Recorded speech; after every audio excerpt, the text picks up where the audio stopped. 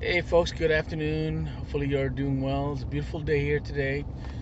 Not too warm, not too cold, just perfect for my situation we're in right now.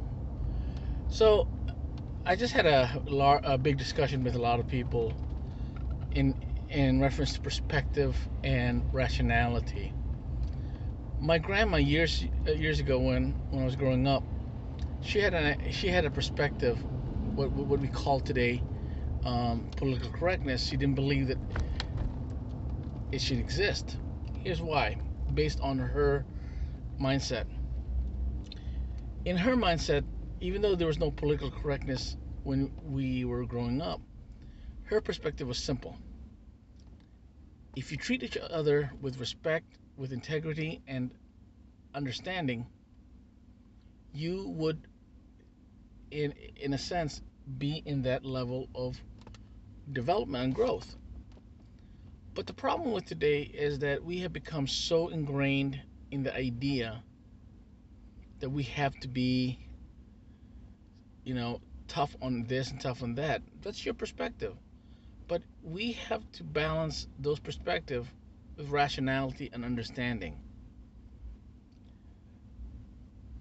What she believed in was you respect each other with integrity and value.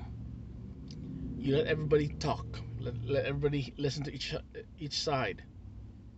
But when you start getting emotional and you try to put forth your opinion, she said, you better be ready to defend it with critical facts. She was she was an instructor, she was a teacher, she was an educator. She was a believer in facts. Her philosophy in that sense was you give forth the same effort of value by providing the supportive evidence that you are trying to emotionally and physically and personally put out. But when you start in our modern time, when people start pointing out certain things, but there's no critical supporting evidence, only opinions and uh, lateral facts without distinction, then you're creating not a supportive idea, but you're putting out opinions that is predictable. What I've seen lately, it doesn't matter if it's politics, faith, financial, is that for me, what makes me laugh is when people are able to cut and paste information and make it real, make it true. That creates a true adverse effect. That is a distinctive reasoning that people are trying to utilize to point out that their information is true or the truth, but it's not.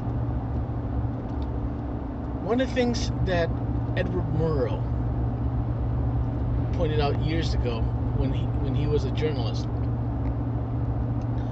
was when you find information and you have to put forth facts, you gotta have those facts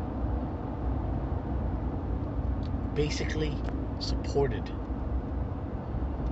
What I see today is people from politicians and other people, like I said, people are able to cut and paste verbiage and even visual aspect to fit the narratives they're pointing out. That's not free press. That's not free choice. That's not free thought. Why am I saying this? Simple. We have taken away free choice, free thought, free decision, and let people think about it and make their decision based on the information out there. It doesn't matter if the information is against your opinion, your own value. You gotta put it out and let people make their own decision. I'll be honest with you.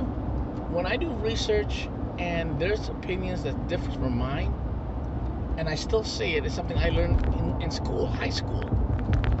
You point out the facts,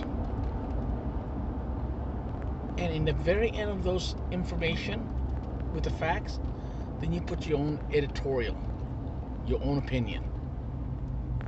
What I see today in the media and what I see in politicians and other people is they put their editorial, their opinion first, and there's no supporting facts.